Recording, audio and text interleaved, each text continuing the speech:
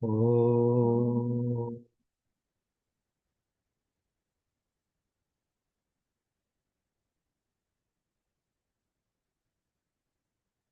oh,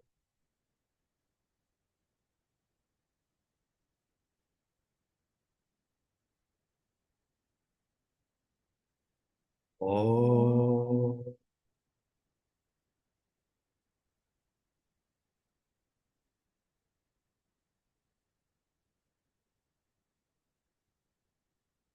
ॐ सहना भवतु सहनौ भुनक्तु सह वीर्यं करवावहै तेजस्विनावधीतमस्तु मा विद्विषावहैः ॐ शान्ति शान्ति शान्तिः हरिः ॐ श्रीगुरुभ्यो नमः हरिः Om.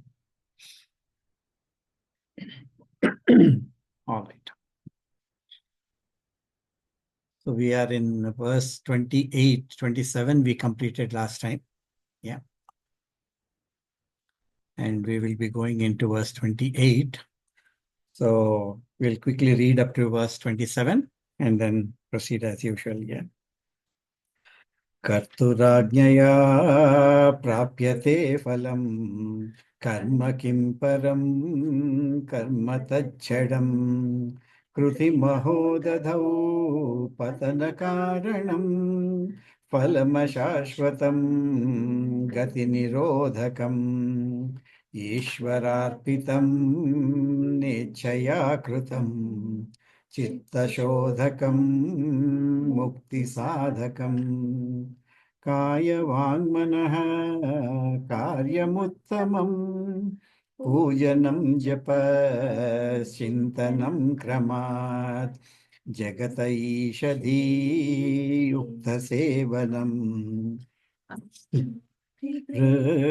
देवपूजनम् उत्तमस्तवादुच्छमन्दतः चित्तजं जप ध्यानमुत्तमम् आज्यधारया स्तोत्रसासमम् सरलचिन्तनं विरलतः परम् भेदभावना सोऽहमित्यसौ भावनाभिदा पावनीमता भावशून्य सद्भावसुस्थितिः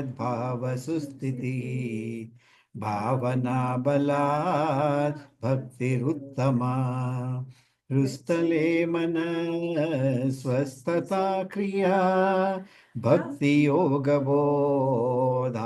निश्चितम् वायुरोधना लीयते मनः जालपक्षिवद्रोधसाधनम् चित्तवायवश्चित्क्रियायुताः शाखयोर्द्वयी शक्तिमूलक विनाशने उभयरोधने लयगतं पुनर्भवति नोऽमृतम् प्राणबन्धनालीनमानसम् एकचिन्तनान्नासमेत्यदः नष्टमानसोत्कृष्टयोगिनः कृत्यमस्ति किं स्वस्तितिं यतः दृश्यवारितं चित्तमात्मनः चित्वदर्शनं तत्वदर्शनं मानसन्तु किं मार्गणे कृते नैव मानसं मार्ग आर्जवत् वृत्तयस्त्वहं वृत्तिमाश्रिताः वृत्तयो मनो विद्वहं मनः अहमयं कुतो भवति चिन्वतः ऐपतत्यहं निजविचारणम् अहमिनाशभाजहमहङ्तया स्फुरति हृत्स्वयं परमपूर्णसत् idamaham padabhikyamannvaham ahamilinake pyalaya sattaya vigrahendriya pranadhitamaha nahamekasat yasat सत्वभासिका चित्क्ववेतरा सत्तया हि चित्तया ह्यहम् ईशजीवयोर्वेषधीभिदा सत्वभावतो वस्तु केवलम् वेषहानतः स्वात्मदर्शनम् ईशदर्शनम् स्वात्मरूपतः आत्मसंस्थिति स्वात्मदर्शनम् आत्मनिर्द्वयाद्यात्मनिष्ठता ज्ञानवर्जिता ज्ञानहीनचित् ज्ञानमस्ति किं ज्ञातुमन्तरम्. So here we have seen in verse 27,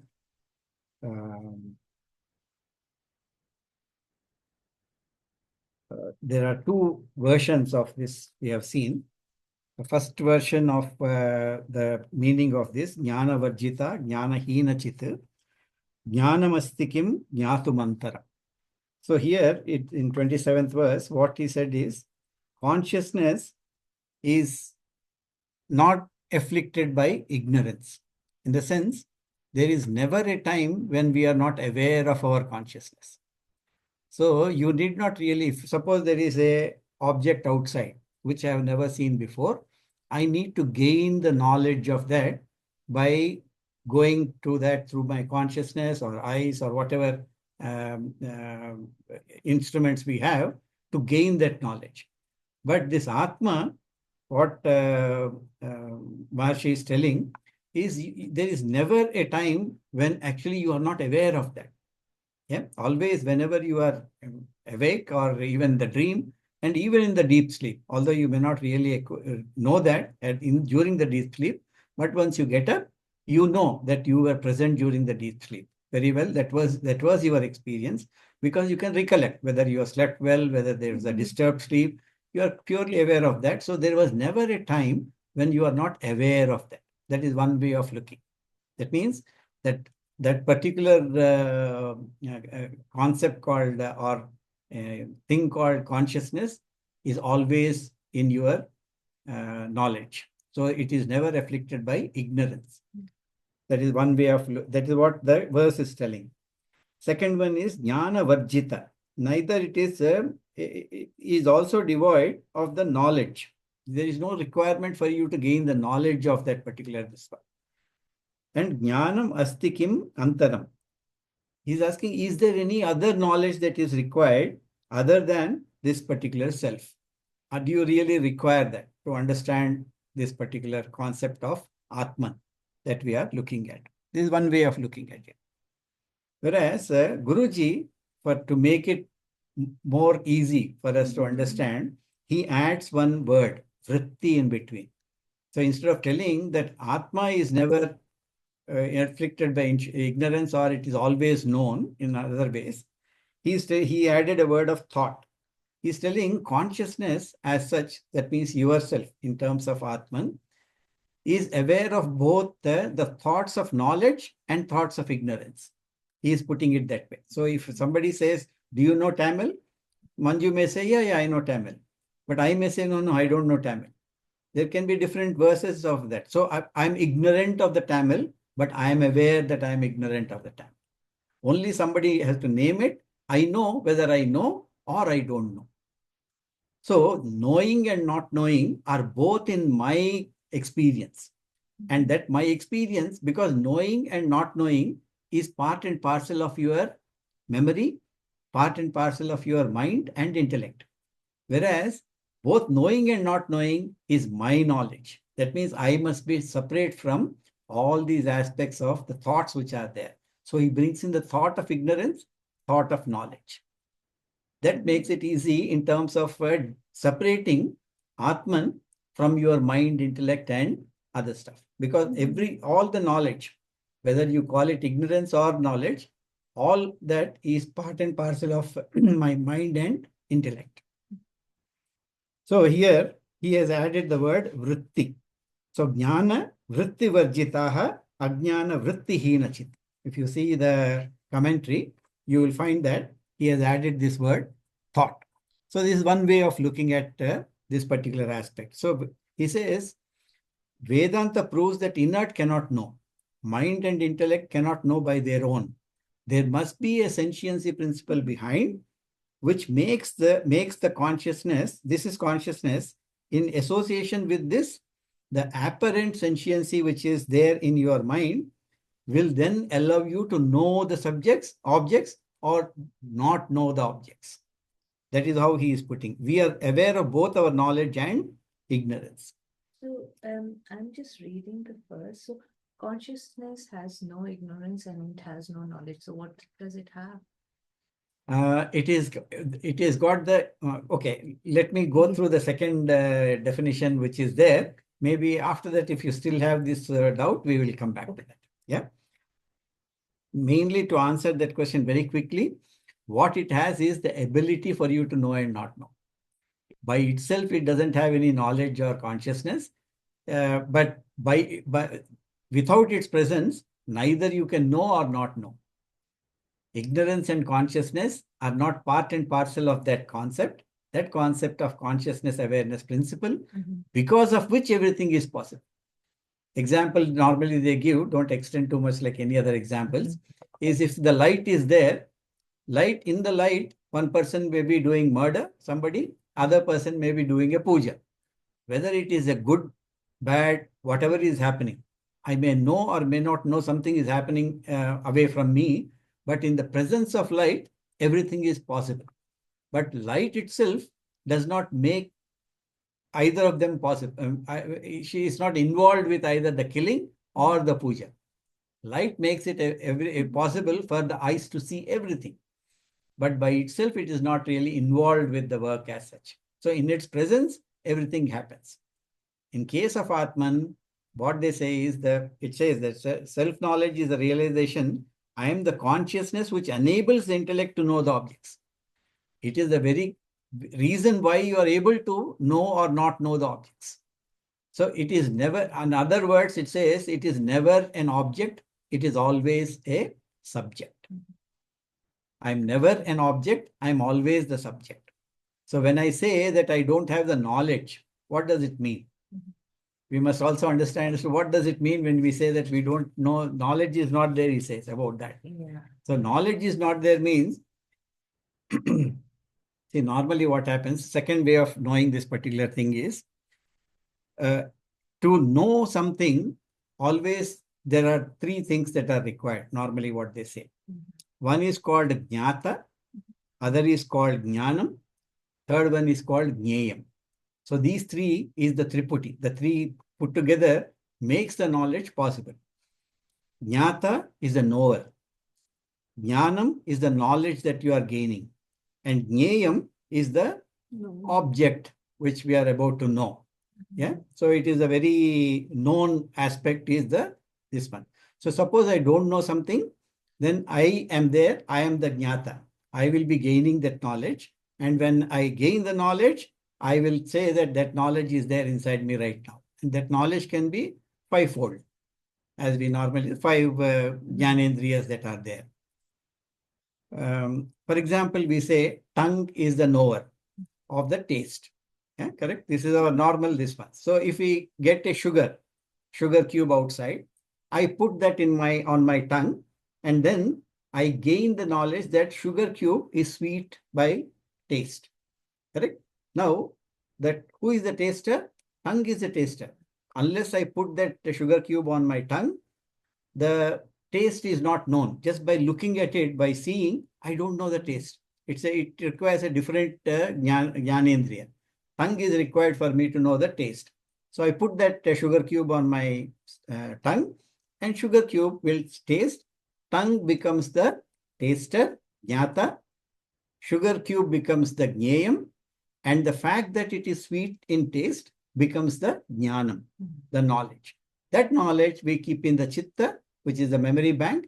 And next time when I see a sugar cube, automatically my tongue starts watering because I already know. Yeah. But still, if I want to taste it, sugar cube has to touch my tongue. So tongue becomes the jnata. Without the tongue, I will not know the taste. This is my normal experience. The definition of the word is also needed because the definition also varies from person to person or culture to culture, Like, right? So that would also change. So the definition of sweetness, we are told as a child that sugar is sweet. That's the only reason we know that it's sweet. Otherwise, we wouldn't know. no, you are only giving a name to that, Yeah. but the experience of taste is Experience, yes. more or less the same with Yeah, everybody. yes, So experience point of view, Just the word is different. Yeah. Just the defined Like- definition is different. that's okay. English we are using so sweet. Sweet, Telugu yeah. it will be Thiyadanam. So Yeah. Madhuram.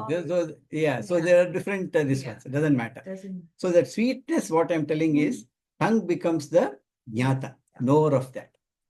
Suppose I am sitting on my lunch table just before 5 minutes before we start eating. I get a news from somewhere that my friend is not well. He is being taken to the hospital, but he is okay. You finish your lunch and we'll see later. We'll keep you informed. Suppose somebody tells me that. Then I'm sitting in front of it. I start eating my food. My thoughts are all with my friend. I don't know what is happening there. I'm waiting. Next 15 minutes, I have to wait. I finish my lunch. Somebody who prepared the lunch, not knowing this, comes and asks you, how is that dish? How is Malay kofta? Then I'm in trouble because I don't know. I have no idea where this has gone because all the food has gone through my mouth. It has touched my tongue. It went into my stomach, but my mind is not here. So is my tongue really the jnata? No, the mind, because it is the king of all the indriyas, yeah. So So if your mind is not there, Ah. like somebody rings the doorbell, very classic example. I'm involved, I don't hear. My ears are present, but Correct. I'm involved, I don't hear. Correct. Why? So Because it my mind is not. correct. So it is not only one aspect we are talking about, whether we are talking about seeing, smelling, touching, hearing, tasting, any of these ones, then are my eyes really the seer? Because normally without eyes, not possible for me to see. I have mind, but my eyes are not there. I cannot see. But are eyes really the seer? Or is the mind seer using the instrument of my eyes? So once we go a little bit, once experience is there, we say tongue is the jnata. But really speaking, tongue doesn't appear to be the jnata. My mind appears to be the jnata, not my tongue. Correct? So there is a jnata and knowledge that is there, jnanam and jneyam. These things, how I gain the knowledge of any of the 5 sense organs which are there, sense objects which are there. And that is multiple. When I talk about sweetness, if I go to restaurant, they will say that, do you want mild, medium or hot? So 1 mirchi, 2 mirchi, 3 mirchi. For us to understand if there is a problem in terms of reading, they will put the pictures for me to know.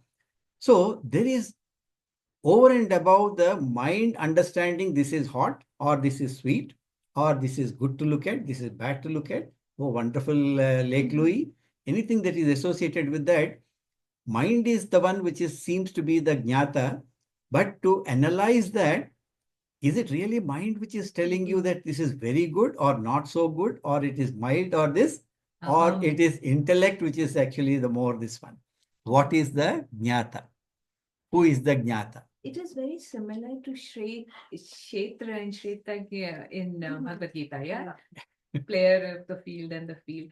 But the thing is that I was reading, just it popped up and about Sri Ramana Maharishi, and he said, if you go into the inquiry of the mind, you see that the mind does not exist. I mean, we are aware We of went through that a few verses back, but we are spending so much time in Jnana Yoga, we are forgetting a bit more, but we will review that before closing the text anyway. Yeah, we'll do that.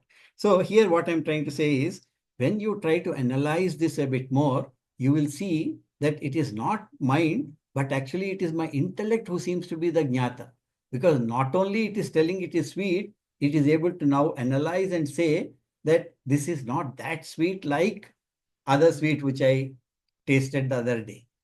So it is more to say that, okay, now if my intellect is the jnata, what is my mind? Mind becomes instrument, just like my tongue is the instrument. Okay. So the I-ness which is there seems to be withdrawing more and more inside. Correct?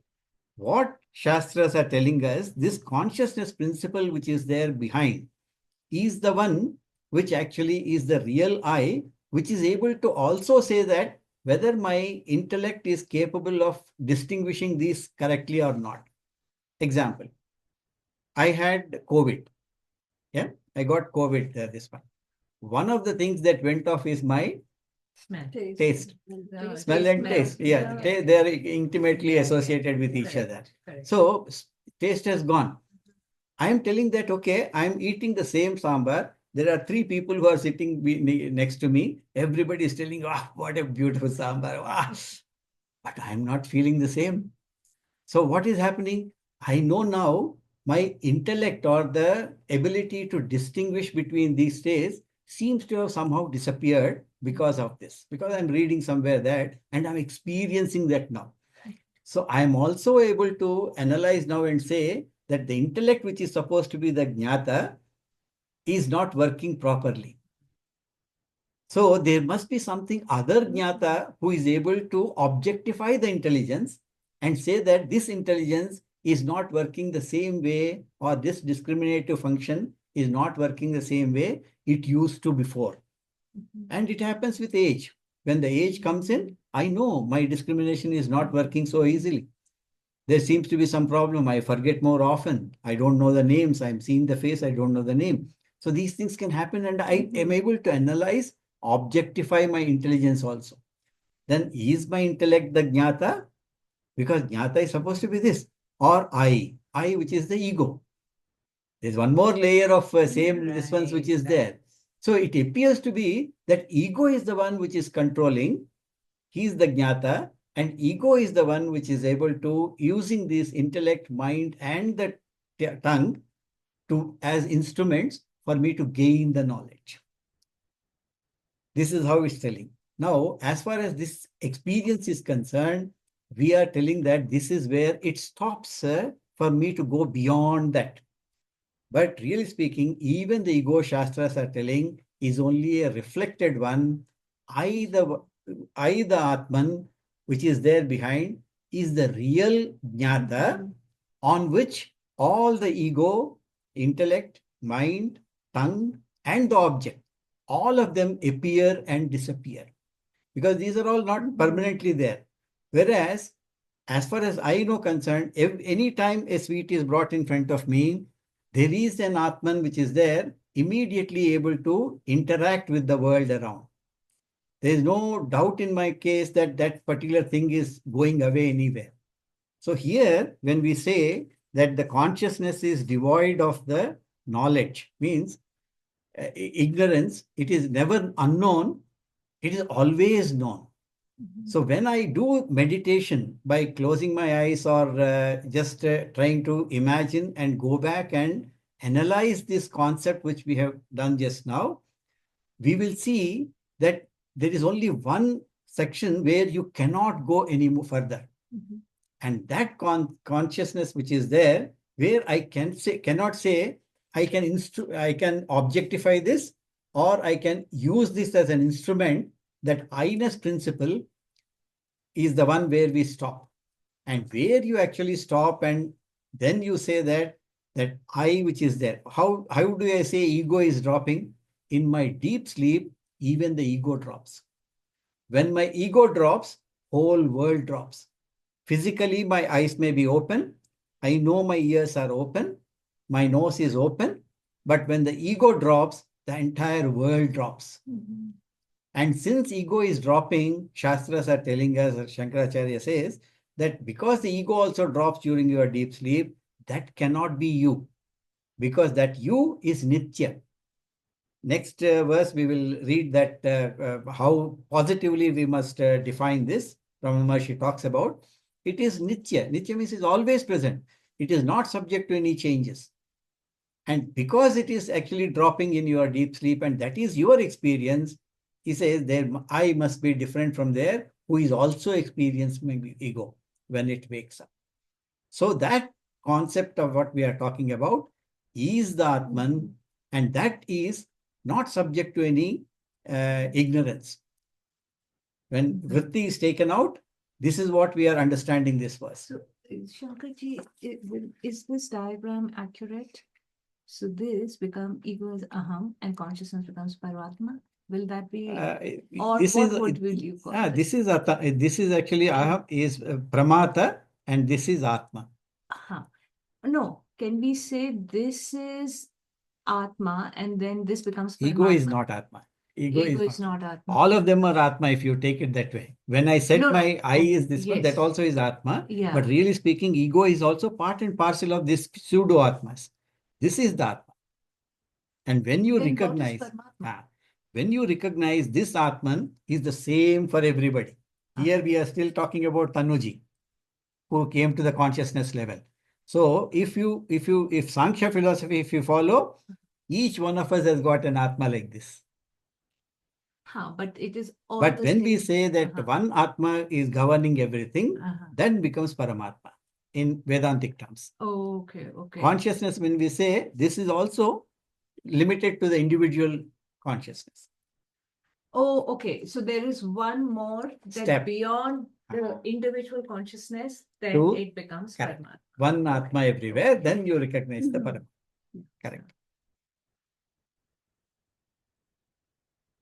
So this particular aspect which we are talking about, the consciousness, is the one which makes all the experiences possible in this world. And when I say all the experiences, this Atman is never subject to any ignorance. It is always present, and I'm always aware of it. Only thing is, like light, when we are talking about example of the light, actions take place in the light. However, when I'm seeing that, I don't seem to recognize that light is around. I only recognize the actions being taken in front of me. I am more thinking about this fellow is killing that guy. This guy is doing puja. He is doing a japa. Whatever we are thinking, we are only looking at the action. We are looking at the objects. Normally, we don't give credit to the light, which making it all possible for it to say. But does it mean that light is not there? No, very much there. And we know also without light it is not possible. Similarly, we must be aware that all this action I am doing now from outside, bring it inside, all the action that I am doing, all the thoughts that I am entertaining, everything is possible only because of the consciousness principle which is there, and that consciousness principle is I. That Atman is I am is the one which you require to really be firmly established. Atmanishta, we talked about in the last time. Atmanishta is continuously be aware of the fact that it is consciousness principle which is making this all possible. Everything else is either an instrument. If you are in Sankhya philosophy, Prakriti and Purusha is different. Yes. But in Vedanta, we say that even these instruments doesn't have reality of their own. They also appear on this consciousness principle and disappear. That is the major difference between Dvaita and Advaita. And Shankaracharya goes into a lot of explanation as to why Advaita is the only principle, why everything I'm seeing and experiencing is nothing but a mithya, something which comes and goes. Like a pot comes and goes out of clay. It has got a reality of its own, but really speaking, before the pot came in, before the mind came in, Atma was there. After the mind went out, Atma is there. Atma is something which only experienced for a particular period of time and it goes away. So one question I have, Shankarji, the role of Prakriti in all of this, is it that is the veiling that happens and that will happen at the individual Atma level or Aham level even? When we talk about ignorance, ignorance is always at the ego level. Yeah.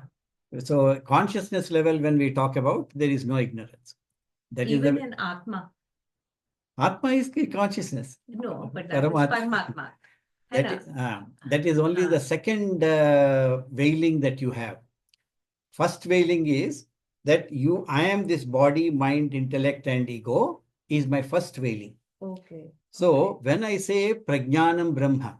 Right. Yes. Okay. Prajnanam Brahma. Yeah. So what we are telling is, I am not this material world of ego, intellect, mind, and body, but I am actually of a non-material existence and consciousness principle. Non-material existing consciousness principle is me, is the first level of understanding. Okay. Second level of understanding, when I am telling that this non-material existing consciousness principle, it is not an individual thing for me, although it appears to be like that, but really speaking, the same individual consciousness principle of Chit and Sat is actually governing the entire beings, entire objects, entire creation. And when you go from individual to the from Vyashti to Samashti in terms of Sanskrit, Vyashti to Samashti, you move from Atma to Paramatma. But really speaking, Atma and Paramatma are not two different things. They are very well one and the same. For me to go away from my individuality, which is there in terms of bondage, and recognize myself that as infinite Atman is what becomes Paramatma.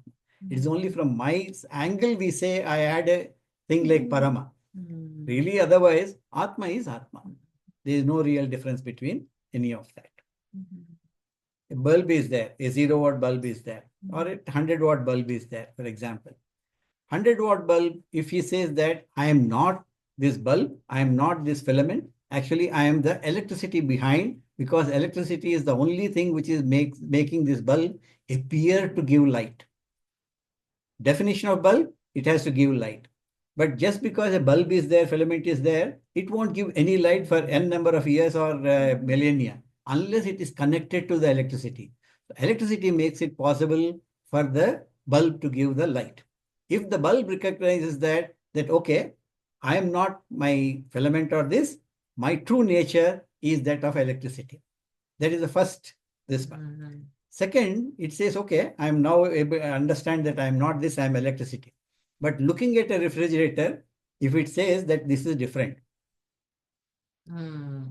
because it is not giving light, whereas that coolness also is coming from the same electricity. If I am able to understand these variations I am seeing are only variations, but the real nature of all this electrical equipment is nothing but electricity. That is the second level of this one. So the electricity which is there, which I understand as me at the bulb level, is the first level of understanding. Non-material consciousness principle is me, the bulb. Whereas the same is reflected in so many electrical equipments. In one, it grinds the mouse. In terms, it is cooling something, or it is heating something. The expressions are different, beings are different, but the real nature of all this is nothing but that electricity. When I understand that individual electricity becomes of the bulb, becomes Parama electricity of the entire creation with different concepts. Once we understand this, now apply it to yourself in terms of the Atma and Paramatma. Atma, Paramatma, they are not different. Tat Tvamasi. Yes, and that's what I was thinking. Tat Tvamasi and then Aham Brahmasmi. Aham Brahmasmi. So these are the many things which are given for us to understand. But apparently there are two levels of this covering up that happens. First covering is individually, materialism takes over as me. I must understand I am a non-material consciousness existing principle. And my definition is that, my nature is that. Second, I have to understand same consciousness principle expresses itself in so many other stuff around me in terms of different beings, different objects. But really speaking, all reality, everything is nothing but this consciousness existing principle. Once we get that, you will get liberation. Yeah, You are it's expected never to get the consistent. liberation. That's the problem. Sat and Chit. Sat and Chit, my intrinsic nature. That is what we must really understand. That's what there is. 27th verse, which we did, yeah? Okay, we are still in 27th. Let us go to 28th, yeah? So all these material thoughts, material emotions, pride, hot, cold, whatever dualities we say, everything is nothing but the instruments I use. And this one is never a time when I don't know about it. Only thing is, because of this covering up, I'm not able to identify. I'm not able to directly go there. I just go with this thing. Another, in Panchagadashi, they give the example.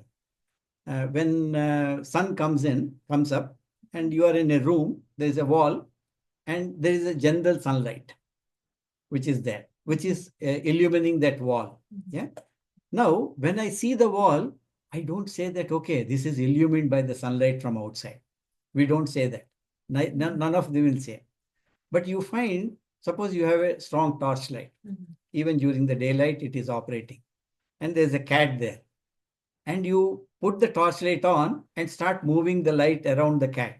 Cat will jump trying to go around this light, which is focused on because it is a focused light you put on the wall appears to be illumined much more brighter than the general sunlight around.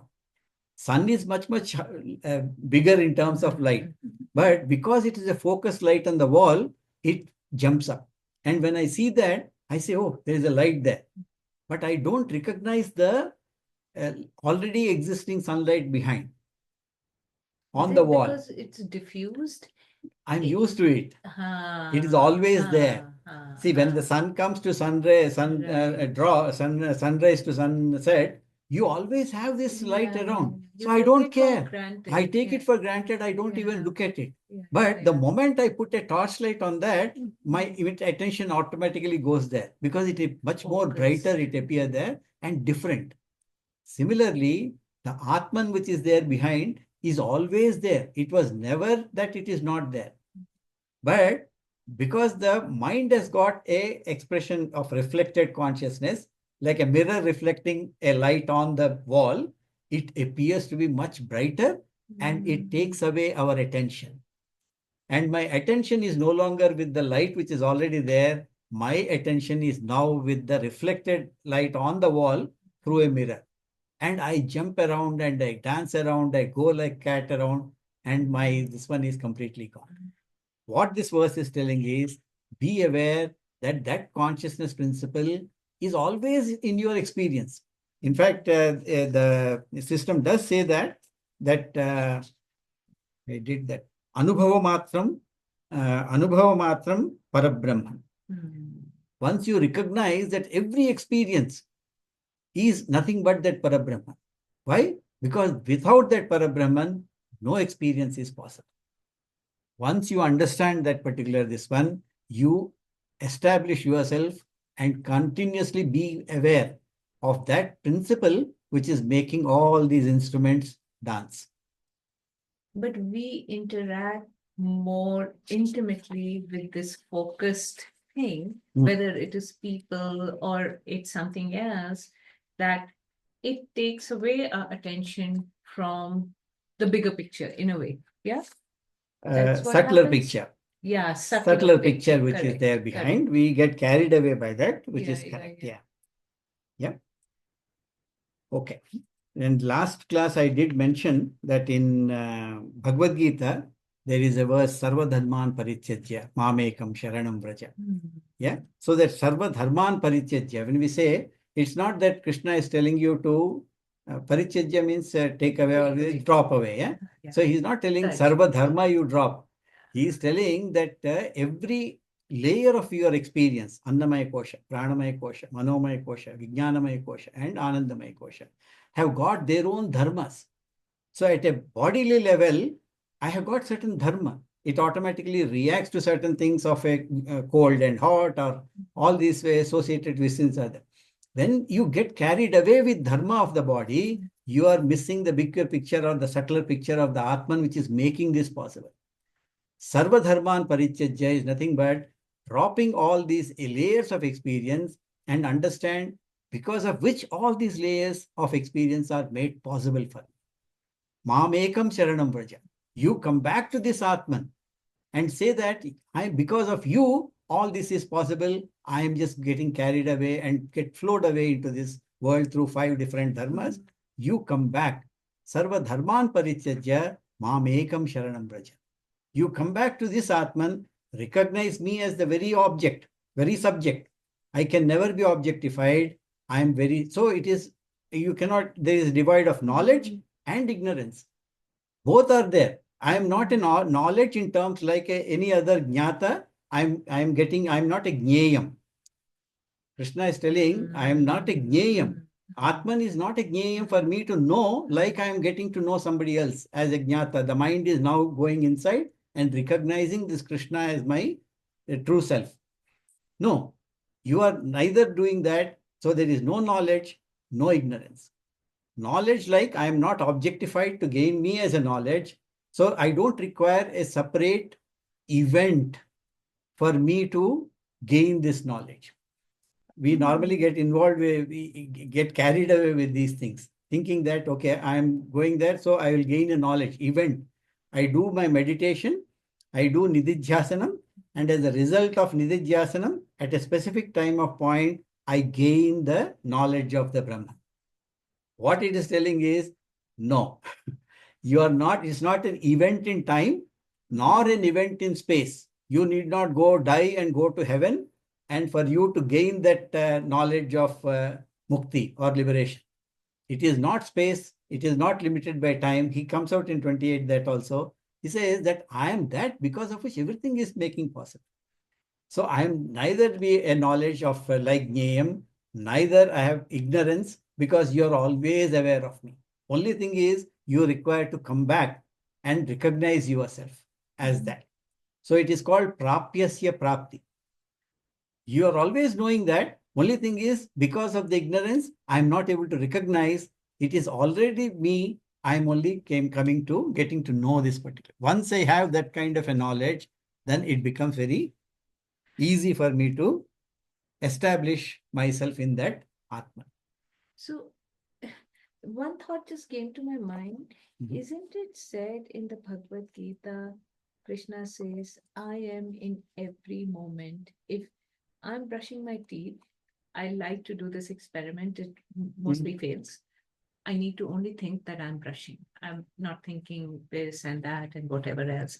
So how does that reconcile with what, we just discussed? If Krishna is every moment and, in the present, then any action I'm doing in the present, how do I see him?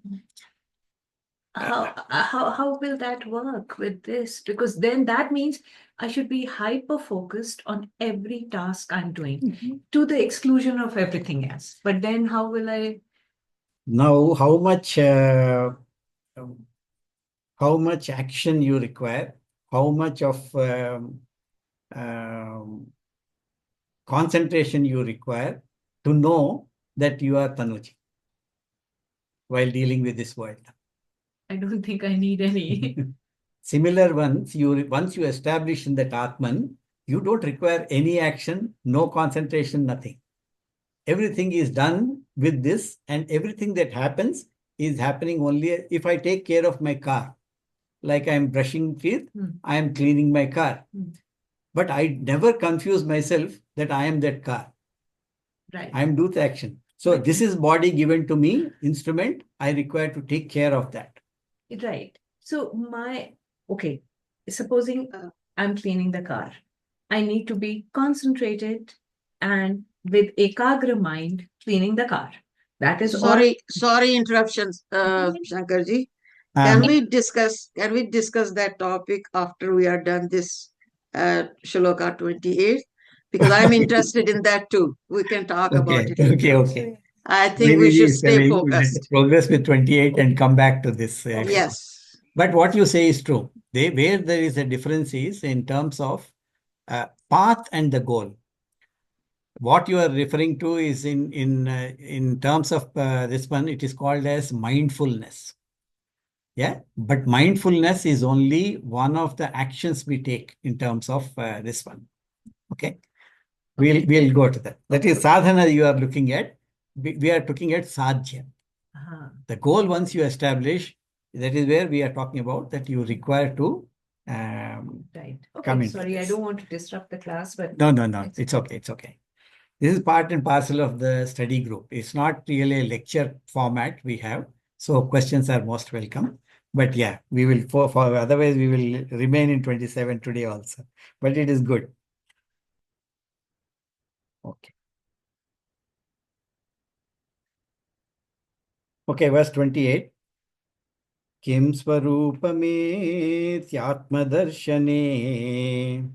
किं स्वरूपमेत्यात्मदर्शने अव्यया भवा पूर्णचित्सुखम् अव्यया भवा पूर्णचित्सुखम्. So, Kim Swarupam iti. Kim Swarupam iti means what is my nature? Swarupam is nature. Kim Swarupam iti, what is my nature? If one starts inquiring in this is most famous of Ramana Maharshi, is this one, who am I? Yeah. So he always used to say, who am I? Who am I? Always, if somebody is asking, who am I? Who is asking question? who is asking? Yeah. But really speaking, what is this? Is more appropriate question, some people say, but doesn't matter. So once you do this inquiring, Atma Darshani, on self-realization, Atma Darshana, if what is the nature, thus inquiring on self-realization, if somebody asks that, the answer that he is giving is Avyaya Abhava, second line which is there. Yeah, Avyaya Abhava Apurna Chit Sukham. Now, clear-cut definition of the Atman is given by the Maharshi here.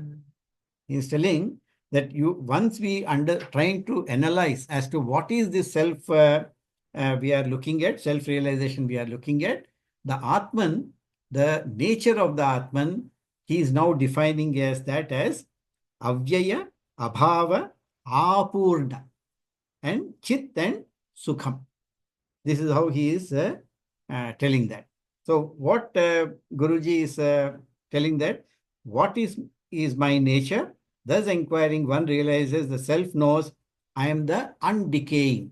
Avyaya is undecaying. Yeah. Abhava is unborn.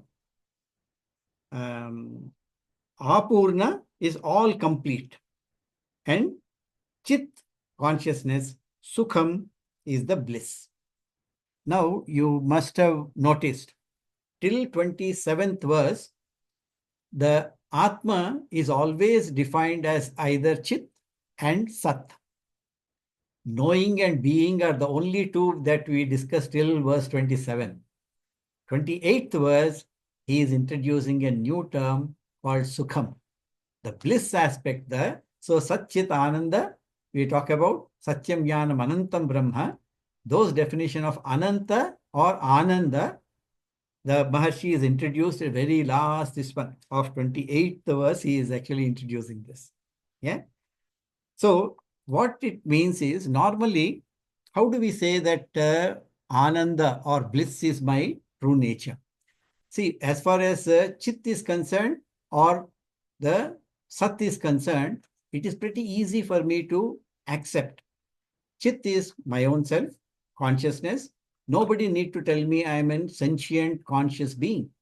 That's what defines me as a living being. So everyone very clear. Only thing I may say is this Chit, whether it is my true nature or whether it is something generated by my physical body or mind. Some people say even mind is only a generated one, because mind, what is there? Only brain with electrical response. How that converts that electricity or electrical impulses into an emotion of love or emotion of anger, nobody knows. And we call that as a consciousness.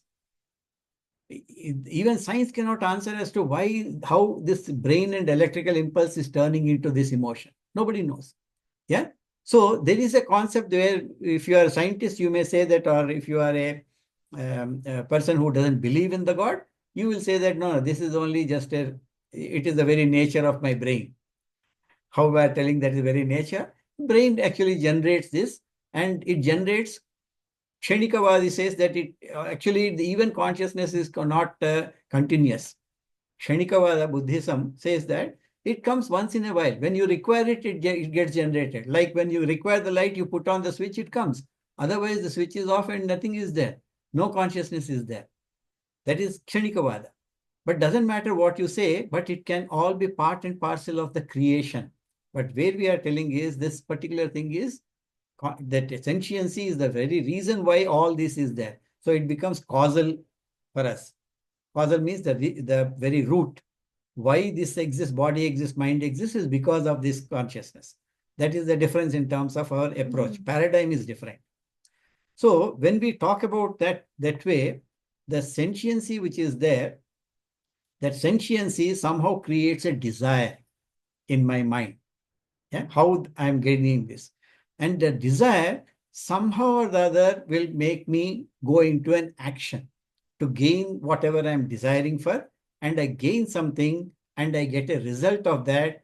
And when I get the positive result, I become happy.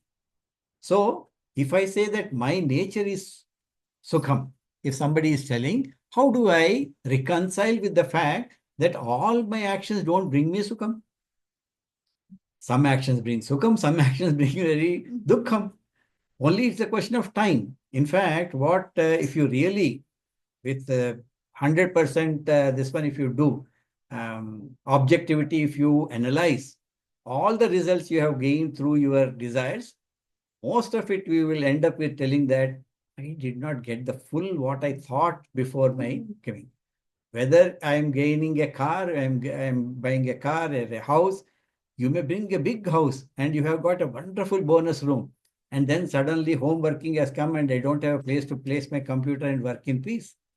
So I require a small room, which would have been so nice if it was there. It's not there. So always, whatever the material, whatever result that is coming to us, upon analysis, we find that it has never met my complete 100% expectation. It may appear at the start, but always I will find something where if something more is there, it would be better. So this is the nature of the world. If this is the case, how can somebody say that I am the nature, my nature is actually bliss? If somebody says like that, so what Guruji is trying to say is that anything when we say, there are two ways to look at it. One way is something which is a nature should be intrinsic property by itself. Then only you can call it is my nature. It should be intrinsic. Means if the fire is there, heat is an intrinsic property of the fire. I can never separate these two. If it is there, if it goes away, then we stop calling it fire. So if this is the case, my ananda is not continuous. How can I say that it is my ananda is intrinsic to my nature? For that, Guruji is telling that the second way to look at it. What is that way? Is I should be very comfortable with something intrinsic characteristic that I possess. A fire will never say I'm hot, because that is the very nature. I can never be uncomfortable when this particular thing happens. When heat is there, fire is always very, very comfortable. It doesn't try to avoid it. It doesn't try to take it away. You now analyze your own this one in terms of Sukham and Dukkham. If I'm not Sukham, then my nature should be Dukkham. If I am Dukhi by nature, then if a Dukkham comes, I should be very, very comfortable with it. But are you ever comfortable with even a slightest pinprick that is there, which is come a little bit, we just run around to make it go away. So Guruji is telling, if you get a Sukham, are you really trying to get it away? Telling, oh, too much Sukham has come, that just go away? No, I always tend to maintain myself in terms of a continuous aspect of happiness. In fact, there is one thing which the people, all Swamijis say, that if this particular thing is there in terms of Sukham, for millions of years, human beings continuously are on the contest of knowing how to gain that happiness and keep the happiness. But we are not able to. Despite all the advancements, I may have everything around me in terms of comforts, but I need not be happy. Need not be happy. It is all always in terms of this, I say that. So, what rishis have come to conclusion is this happiness is not really outside. If it is outside in an object, every object that comes into people's experience, everybody should feel exactly the same amount of happiness. But it doesn't so. It's something coming in front of me as mine, I may not really enjoy that much. If a drink comes in front of me, I just turn my this one away, face away, because I'm not attracted to that. But some other person, the same drink comes in front of him, they are very happy. So if the happiness is in the drink, then everyone should fail the same. But no. So Shastras, what they came to conclusion is happiness is purely an inner aspect. It is never an outer aspect in terms of that. And this inner aspect comes out to experience when your mind is not agitated. When you desire something, when you are acting something, your mind is always in hyperactivity. As long as mind is hyperactive, your inner nature of peace and bliss is not coming out. Whereas, moment you get a result, then you think, oh, I got this, and my mind subsides. I don't desire, I don't crave for anything more. Then the inner happiness actually comes out. And I feel that, okay, I'm very happy. So happiness is always an inner philosophy aspect. It is never an outer aspect. This is how the Shastras define the happiness is. And that happiness, that bliss, which is the inner, this one, which is my pure nature, is the sukham that Maharshi is telling us here. Okay. So we don't have time to go through all these five different definitions given. Avyaya, Abhava, Apurna. Purna means full. Apurna is not so full. Yeah. Apurna is not so full. So in a negative way, he's telling it is full. Yeah. And Chit and Sukham. So these are the five different aspects which are there in terms of this one. Yeah. We'll take it up in the next class. Manjula ji is here. We will go through, we'll close the closing prayers and we will go.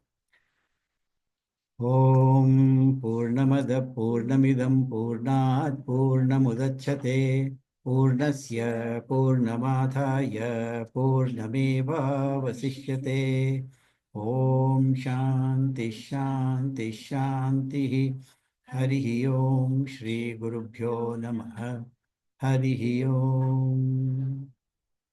Thank you.